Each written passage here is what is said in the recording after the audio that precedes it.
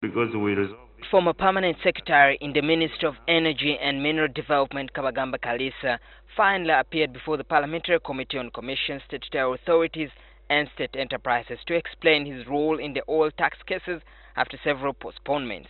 My major role was to design the policy for farm down or selling the interest.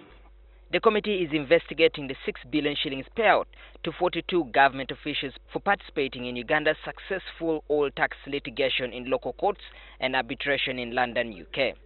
Kaliisa, who took home 60 million shillings, said he would have preferred a Medal of Honor had he been consulted beforehand. For me, as it were, I would have really loved to get a medal if things were put on the table. On whether the supplementary budget used to pay the 42 beneficiaries came to his knowledge, the former PS, who is now a presidential advisor on oil and gas, couldn't recall.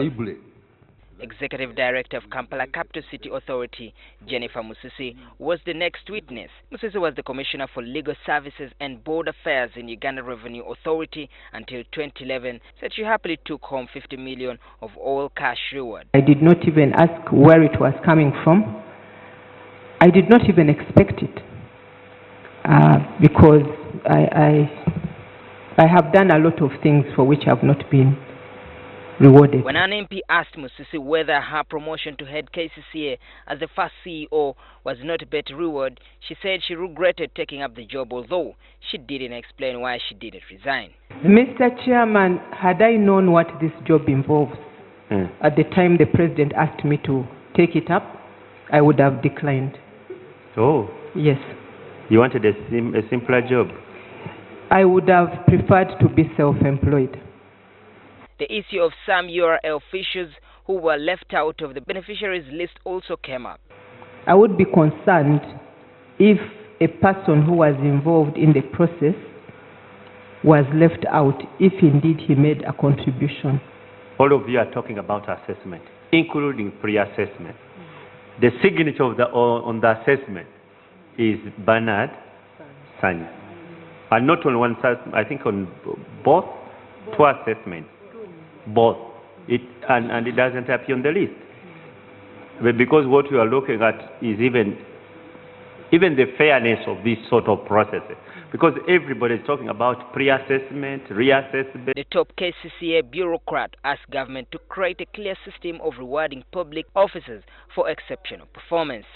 So they need support, but there needs to be a streamlining to guide presidents and also to guide whoever would have the authority to reward public officers. We should have a policy as a country for rewards to avoid the uncertainty about who gets rewarded, when do they get rewarded, how much do they get rewarded.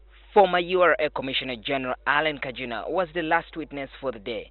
She explained the genesis of the so-called golden presidential handshake.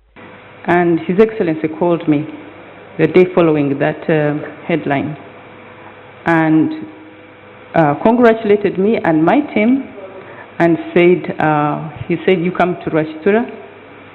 He said, you come with your small team to Rwachitura. So I traveled with Doris Akol and Ali Sekatawa and met His Excellency. He thanked us and he said, I will give you a reward. She was part of the core team as the overall head of URA. I did ask the tax team to study the transaction to be convinced that this was indeed a taxable transaction, because it was the very first time that we were taxing an oil transfer of interest. Kagina, who is now the Executive Director of Uganda National Roads Authority, said she took home 100 million shillings in oil cash bonanza. You have preferred the reward you got or a non-monetary reward? I was happy with the monetary reward. Asked whether it was right for URA to use its budget to reward people without the URA board's approval, Kagina was uncomfortable, responding. Whether it would be correct to pay out without a board approval. I didn't want you to target particular facts. I said this was, or they did this like this. Is it okay? Is it regular?